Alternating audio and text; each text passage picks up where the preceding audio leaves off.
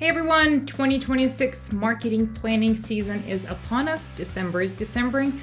That means you and I both are looking at the numbers, pulling reports, trying to figure out how much budget do we need in 2026 and how can we build marketing programming channels, programs, tactics, team size, team makeup, so that we can hit the number that we all collectively as a business have in front of us. So here's a quick framework, one way to think about how you wrap your mind around what you're going to do in 2026 so that you can make the ask for your budget in a logical way and win support once you make that ask. So first, make sure to remember to articulate what you're asking for through the framework of the 3 pillars that marketing is supporting. It's not just demand gen and pipe. You do not want to condition your stakeholders to think about marketing department as the famous John Miller bubblegum machine, right? It's not a slot machine where you just rack up the handle and get the 3 lemons and you get the opportunity delivered. You want to build longer term brand presence. You want to make sure that that brand equity is there because eventually that will turn into the engine of demand. Think Salesforce. Salesforce doesn't have to advertise a whole lot. The name right there tells you exactly what you need to know. So ultimately, that's your North Star for all things brand. Your market presence, your share of voice, the recall, how people think about you, the value that they perceive from your offering. All of that is super important. The central pillar is what budgeting supports in a lot of cases in the minds of the executives, and that's demand gen. ARR is one of those numbers that all of us can just spit out in a split second because we're very mindful of that at all times. And you may be going to market through account-based marketing motion. Maybe you are lead-based motion. Maybe you are a PLG, right? But regardless of what that is, this is the central pillar that executives will be mostly focused on, what the narrative has to wrap around. And lastly, you have your upsell, cross-sell motion, right? You want customer experiences to be amazing so that you can create upsell and cross-sell, and that will contribute to that overall number. Now, the impact that your department has on the overall business alignment will be broader than those 3 pillars, right? So when you talk about those 3 pillars and how you get there, you want to make sure you align them to your business goals. You make sure that you always speak the love language of the C-suite, which is revenue, and then support that with all of those other initiatives that go into the 3 pillars. You want to make sure that marketing and sales both look at the same number, and I will show you exactly how to do it at the end of this video. And then you want to make sure that all of your programming is strategic and purpose-built. It's not just we do 5 of these, 3 of those, and the Chinese menu of items that you put on your plate. Things have to make sense in the light of the goal that you're trying to achieve. Make also sure that you are present throughout the entire buyer's journey, the entire life cycle, where you're not missing, you're not silent, you're not just, MIA. You are there offering people valuable content, you're there offering people amazing experiences, and you're there giving guidance and making sure you stay top of mind. KPIs matter. How you create your KPIs and your goals also matters. And what also matters is when you use the waterfall to break those down for each individual member on the marketing team, because I've lived a life where demand generation was the only function that had the bag, using the sales term, to deliver a certain number of opportunities that align to that overall number. Creative was doing their thing, supporting. PR and communications was doing their thing, supporting, but it felt like nobody had a number but me. So make sure when you create this waterfall, everybody has their relevant metric that ladders up to what the business needs at the end of the day, right? And then figure out your programming, the types of programming, whether it's one-to-one, one-to-few, or one-to-many, cheesy words at this point. But in a lot of cases, those one-to-one experiences, that will be your sales partners delivering those. You would be building one-to-many and sometimes one-to-few programs, but make sure that that is clearly articulated so nobody is lost on what ABM truly means. And then once we decide how all of this that we're building will be delivered and presented to the executive suite, make sure you think about it right now before you even go into this planning season, before you start building your budget, so you can train people to expect exactly what will be delivered so that all of your reports will actually have the metrics that you're telling people you will deliver. I have seen one too many times where the systems that you need to pull a certain metrics for that you kind of figured into your reports are not there, or the data cannot flow into the centralized system, whatever that might be. If you cannot build the reports with the systems that you have today for the metrics that you are promising to the people that you will deliver, think about that again, because you will have to reconsider what you want to report on, or you have to up tool, right, and add additional tools. Now, the next tier that you want to think about, when you think about all of your goals and your programming, make sure you divide your objectives according to how strategic or tactical they are, right? So you will have your strategic goals, which are overall go-to-market team, big revenue number, most likely. Then you will have your operational goals, right? That's your marketing KPIs. Maybe that could be the number of marketing qualified accounts that you deliver to sales. If your BDRs sit on the marketing team, maybe that would be the number of new opportunities that you open. Whatever that is, that would be specific to marketing. And that will ladder up as a certain percentage or share or contribution amount to the overall goal, right? And then you have your tactical KPIs. And this is where you will have metrics for each person on the marketing team, regardless of whether or not they sit in demand gen, campaigns, performance marketing, or maybe they are on the creative side. Maybe they're on the content creation side. Maybe they're on the marketing operations side, right? There's a way to create all of these metrics thinking through this framework that I will share with you in a way where everybody has their joint responsibility for the big number and they understand how to get there, and it's within their ability to influence that number. So strategic KPIs could be something that looks like this. Big numbers, right? ROI, bookings attributed, contribution to revenue, opportunities by month. Operational numbers could be something like, in this specific case, we're looking at demand gen, because demand gen, of course, is closest to the revenue on the marketing team, right? You're looking at influence on opportunities pre-opportunity open and post-opportunity open. And then tactical storytelling allows people that are individual contributors to see how their pillar is performing. In this particular case, maybe campaign manager or paid media manager would want to know how their campaigns are performing. What's the fluctuation? Tell that story to the demand gen person. Demand gen person plugs that piece of context into the bigger story and understand what needs to happen across multiple channels, right?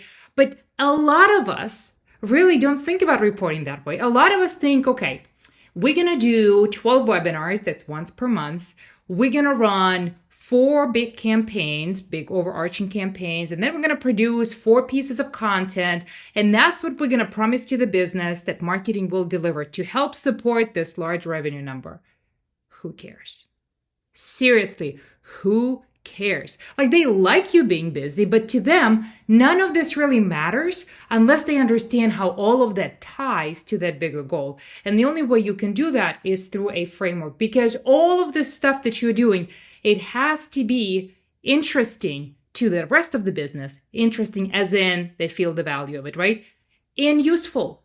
Where the numbers that we just saw, maybe you will come up with a story that is interesting, but they're not useful to the rest of the business because they cannot tie into anything else, right? So make sure that what you create can really ladder up to that overall big number. Because at the end of the day, the way execs think about reporting is this timeline of how things happen, right? You have total addressable market, you have your subsegment that matters to you. Maybe you have it marked as an ICP segment, maybe not, but that's the segment that you want to go after. And they want to know what marketing does before these opportunities get created and what marketing does to accelerate those opportunities once they get created. So your sales cycle is not 6 months, but 3 months, not 3 months, but 30 days, right? That's what people want to hear because that's how you make yourself valuable and useful. Now, you might have seen frameworks that look like this, right? And that's like the pinnacle. This is when you got all your stuff done. This is the plan that you would be presenting. I'm kind of showing you the finished version, the glossy magazine cover. The business has a goal of $100 million that they want to create, right? 50% would be marketing. Then you have contribution to new pipeline. You have contribution to pipeline acceleration. That is goal, right? Again, these are strategic KPIs for marketing, or in the previous slides, we call them operational KPIs. And then you break it down into what that means for individual marketing initiatives. You have to generate so many leads. You have to generate so many marketing qualified accounts. Your SDRs will deliver so much from, cold calling, dialing, and smiling. And this is something that you can explain to the execs, so they will be able to plug those numbers into their overall framework, their overall model, and say, okay, marketing will contribute this much. This is what we need to get from the other side of the business. Or maybe this is what sales will contribute. This is what we can sell to our investors. This is what we can get a buy-in from the board on. Why does it matter? You can argue all day that you're building brand and it's long term, and it's all true. But this matters because the boards think in terms of revenue. The boards understand models. There's a lot of finance people that sit on the boards. There's a lot of finance people in your investor pool. And those people understand models. They understand waterfall. They understand conversions. They don't want to know that you will go to 5 events and this will be a long-term brand building exercise. They will tell you this is great, but they want some numbers behind it. And this is what we're doing here today. So again, a reminder, make sure that all these numbers that we talked about are numbers that you can actually get. If you're building this, you cannot get a number, pause and figure out how do you get that number? What system do you need, or what person do you need to pull that number and add it to your, if you have centralized reporting, talk to your BI team, talk to your data science team, or look at your systems if you're a smaller marketing operations team and figure out what is the gap that you're missing, right? So here we are, the framework that I promised to you. This is what we're going to look at. This will help you to start building something that you can kind of wrap your mind around in your business today. All right. So let's start with this top number, the number that all of you might have heard your sales leader or the CEO said, we are going to go get $30 million in net new pipe in 2026. This number is totally made up for the sake of this exercise.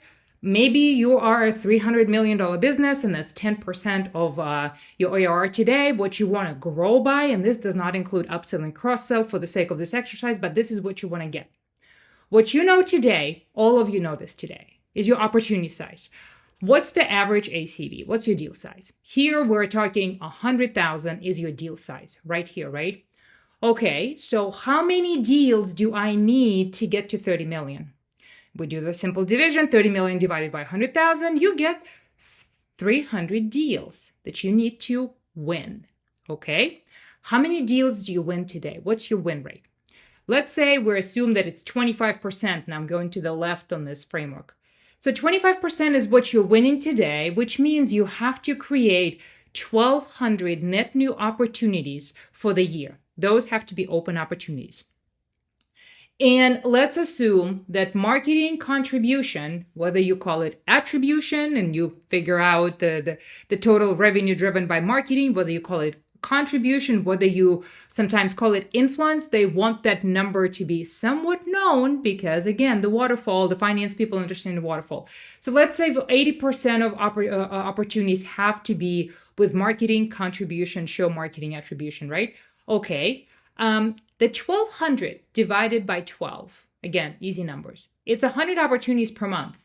So you, the marketing department, is on the hook to show your influence touches, contribution or attribution of 80% of that number, okay? Again, out of the 100, the sales team will win 25 given our win rate. That's how we kind of backing into that number again.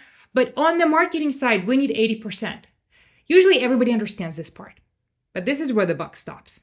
Because then you're like, okay, how do I translate this strategic marketing goal into my operational KPIs and then into tactics? And this is that gray box right here. This is the most difficult thing to tie things together. But let's pretend that for the sake of this exercise, we are a business that has 2 different motions. Most of you will have different motions for different account segments. In this particular case, we have a business that caters to a segment. This is true story. I actually worked in a business like that, and I talked to someone who has exactly the same motion today. They cater to one segment, which is very small business centric. It's a financial institution selling to small businesses. So it's very much lead driven. So your lead life cycle is very much there. It's MQL game all day long. Make sure your definitions are there. Make sure your qualifications are there. That's not, again, content download, all of those silly things, right? That MQL has to have not just the vitals, but the buying intent. So think about people joining your specific campaigns, people giving you an hour of their life on a webinar, and then being from the target account, and then maybe coming to the site. That becomes an MQL, so kind of, more complex qualification. But let's say for that segment, we need 200 MQLs. You know your conversion rates. That's the hard one. Your conversion rates essentially may make or break this model and make or break your planning. You have to know your conversion rates, and we're going to talk about it in a second. But let's assume out of these MQLs, sales accepts 22.5% here. 45 SQLs is what will contribute towards the number of opportunities. Let's also assume on the other side of the business, you're running an ABM motion, right? And again, all of this will average out to the average deal size, clearly smaller on the small business side, bigger on the enterprise prospect side. But let's assume that here you're running your ABM motion. You have 6 Sense or demand base or whatever you have. Your target account list here is 2,000 accounts. Let's assume your conversion rate is about 20%. And what you want is MQAs, because you hand off MQAs to your BDR team or SDR team. So here the conversion rate we said is 20%. We're going to generate 400 MQAs.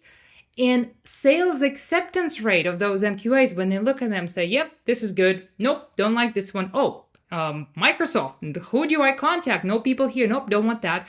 So let's assume they accept under 9%. And again, why is this 8.75? It's because I picked a number that would get you to somewhat of a rounded number here, so for easier math, right? Out of the 400, you get 35 accounts that get accepted by the sales team, right? So that goes into your marketing contribution, right? So out of all of this, you get your 80% between the leads that translate into an open opportunity for the small business side and accounts that translate into open opportunities through your BDR motion here. Maybe it's your sales motion, right? And you get to the point where through the conversion rates, you get to the right number. Let's talk about funnels. Let's talk about conversions, because none of this makes sense if you have not figured out or you nailed down your conversions. Again, your funnel can be built in many different places. The trick is that you pull all of the data points into your funnel and your stages are defined. Do not use your ABM platform funnel. Why? Because all it sees is like the eye of Mordor. It sees your website activity and it pulls opportunity data into that platform. But it does not see anything else in Salesforce. It doesn't see sales touches. You might define certain stages, as the stages that have sales touches. For example, say sales accepted stage, when you have emails going out and there's activity in Salesforce, right? You want to make sure your MQA stage is not just 2 website visits or 3 website visits, like most platforms define it, right? You want people to be engaged in your campaigns. You want to have them responded status. Maybe you want to have had, webinars, and that's a pre-qualifier for your MQA. Maybe you want to have 2 people from the same account engaged, members of campaigns and website visits, for that to be an MQA. That's how you increase sales acceptance rate, because it's an account that's ready to go, right? So this stage in the funnel, make sure it's defined however you're using it. Like I'm showing you Calibramind, I'm sure you have your own your own systems that do that, or you can use Calibramind if you're a customer, but that's how you define the funnel. Now, let's go to conversion rates. And a lot of you probably have the cohort charts that your BI team or your data science team tracks for you. Maybe you have it in Tableau, maybe you have it in Power BI, maybe you use Calibramind, right? But let's look at all the different stages within the funnels. And the numbers here, again, I have it by month, show you how that stage converts to the next stage. Remember, we need to have a certain conversion rate for our yearly planning. So here I'll look at all these different percentages. Doesn't really help me. So make sure for your conversion rates, you look at your yearly data, right? So now that out of a sudden changes. And look at that. Now I know that my general accounts from my target account list convert to marketing qualified account at 39%. Okay, so 4 out of 10 will convert. in my planning, I actually had 20, so it looks like I'm doing better, so I can adjust my numbers, right? Maybe my target account list will be more. Maybe it's not 2,000, maybe it's 4,000, right? And we get to the same number. But ultimately, this is the number that you want. Another cool thing, if you have calculators, some teams I know build you conversion calculators. Like this is something that Caliber Mine has. So let's assume like we were trying to figure out how many marketing qualified accounts do we need. Again, remembering that it's 2 people per account according to the rules that we made up for the scenario, whatever they are, right? But those MQAs follow the rules that you have set up and you can track those rules. So let's say I want to know how many sales qualified accounts I need in, let's say, 180 days when I want to look back at. Not the whole year. Maybe you say the whole year. That's fine. Maybe 180 days because you just finessed this new marketing motion and you just want to use the same thing in the future. And let's say you need, what did we say? We need 35 sales qualified accounts. So if we run that, out of a sudden we get our conversion rate. Okay, MQA converts to SQA at a much higher rate than what we originally thought. And I need 77 marketing qualified accounts per month. Maybe I don't have that per month. Maybe it's a longer motion, but all of this allows you to figure out how many of each you need according to the data that you have today and the trends that you're seeing today. Again, you can pull all of that manually. You just got to make sure that you update that every month because things will change, or you can use tools that have calculators. What if you're trying to figure out how many opportunities can I get if I create my 400, what did we say? 400 MQAs, right? Again, let's say I want to look at the entire year. I don't want to look at just 80 days. My whole year was a fantastic marketing motion that worked, and I want to hand off marketing qualified accounts. If I run it, let's see, okay, I need 1,000 marketing qualified accounts. So what I thought is not enough. I need 1,000 marketing qualified accounts. How many accounts do I even need to have in my target account list? Let's figure that out. So if I need 1,000 marketing accounts, how many inbound accounts do I need? So out of a sudden, you realize that you need to have 2,600 accounts in your target account list according to your conversion rates. So you would go to your sales team, and that's how you start a conversation about who is our ICP, what's our target market. And then from there, you start thinking about tactics. Who are the vendors who can get me into this target market? What does it cost? How much can I spend for this, or that based on how many of each I need to generate? Again, you can talk about data killing creativity, and I could probably agree to some extent, but without data, you cannot even get to the point where you're allowed to be creative because you have to sell your vision to people that are very numbers driven. So again, think about your funnel, think about your conversion rate, think about how you're going to get to the numbers that you need so that you get to that overall revenue number, which is the North Star for the business, and you can articulate the path that marketing will take to support it. Good luck.